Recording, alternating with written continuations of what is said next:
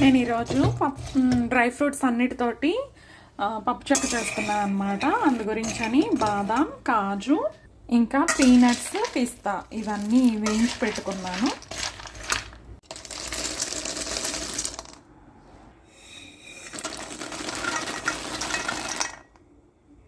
ఇట్లా అన్నీ చక్కగా ముక్కలు చేసి పక్కన పెట్టుకున్నానండి. గ్యాస్ మీద బెల్లం కొంచెం నీళ్లు పోసి మరిగించుకుంటున్నాను. ఇది పాకం చక్కగా తీగ పాకం వచ్చేంత వరకు ఉడికించుకోవాలన్నమాట.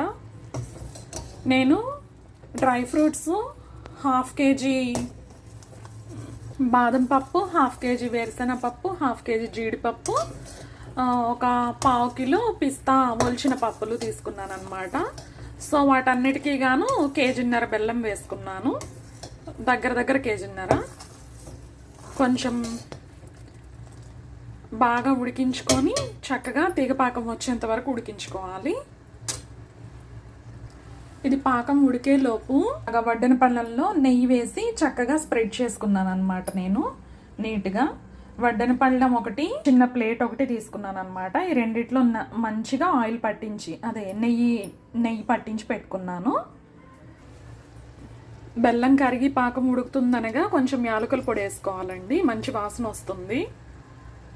ఏ స్వీట్లో అయినా సరే యాలకుల పొడి వేయగానే దాని టేస్ట్ డబల్ అయిపోతుంది. ఆ స్మెల్ తోటి 50% స్మెల్ తోటే టేస్ట్ వస్తుంది అంటారు ఫుడ్కి.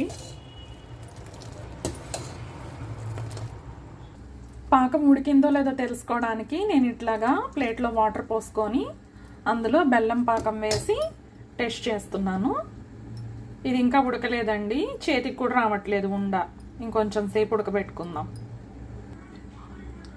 ఇదిగోండి ఇట్లాగా ముద్దలాగా వచ్చిందంటే పాకం రెడీ అయినట్లే. నీళ్ళల్లో వేసింది చూసారా, పాకం రెడీ అయింది. ఇప్పుడు ఇందులో మనం డ్రై ఫ్రూట్స్ అన్నీ వేసుకుందాము.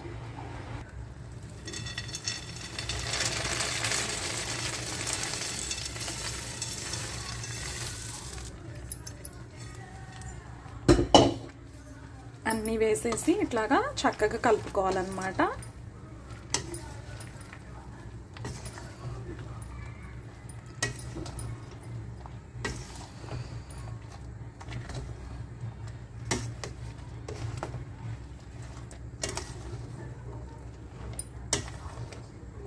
బాగా మిక్స్ చేసుకొని ప్లేట్లో పోసుకుందామండి.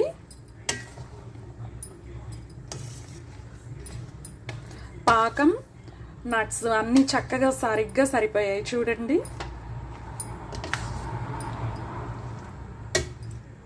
పప్పు చెక్క పోసేసానండి. ఇదిగోండి ఇవి రెండు పోసాక ఇంకా కొంచెం మిగిలితే ఇంకో ప్లేట్లో నెయ్యి రాసి 3 ప్లేట్లలో వేసేసానండి. చాలా బాగా వచ్చింది. ఒక 5 మినిట్స్లో ఇది రెడీ అయిపోతుంది.